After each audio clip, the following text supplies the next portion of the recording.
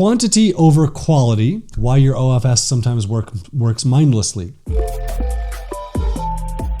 First of all, this is episode 3 of 5 to 8 about why OFS work mindlessly.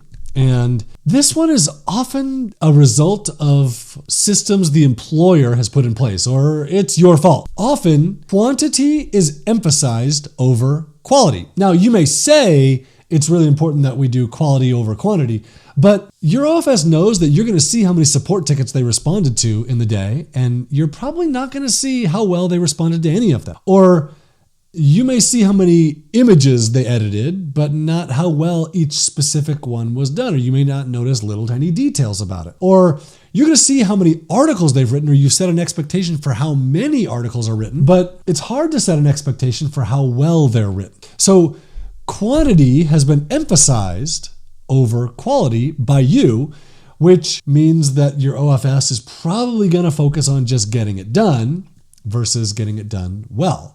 Often also, it's just easier to do a mediocre job of a lot of things rather than a really good job of few things. This is also pretty common in online work where employers are going to look at how many X did you do today, which emphasizes quantity. In an office, that's not necessarily true because you're going to see the person sitting there and you know how long they spent. Employers use time trackers, which emphasize number of hours worked. They create metrics to track productivity. How many things did you do? All of this leads to a lesser emphasis on getting it done well and just an emphasis on just getting it done. Plus, when you combine this with the power distance index at play, you get someone who feels like it's the boss's job to make sure things are done right, and it's their job just to get it done. So here are a couple quotes from my team that indicate this. The quantity issue, I feel that too. I feel a bit of pressure to deliver more because I'm getting paid more. But it's not just the quantity, it's the turnaround time. We all have regular tasks that fill up most of our workday, but when a special project comes in, there's this pressure to get it done as soon as possible on top of our regular work. Here's another one. But maybe some factors causing it is thinking that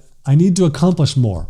I need to respond fast. I need to impress my boss that I have done a lot of things. So sometimes the daily report encourages this, and I'm guilty of this. I require a daily report for my people, and I notice that some people will say, I responded to customer messages. Other people will say, I responded to customer messages in parentheses 1,064. They'll say how many they responded to because that's a big number. Or today I verified new accounts and I verified 748 of them. And they'll put that in there. Or other people will say, I did customer support and I verified accounts. And someone else has those two same responsibilities, but they'll list a whole bunch of things that they did inside of that in their daily report, probably to show quantity. So that's partly my problem. The question of what did you do today and how many things did you get done today is lessening the quality of the work because they know that you're going to see how much, how many. You're probably not going to see the actual work. So to try and solve this, here are a couple thoughts. Let your OFS slow down.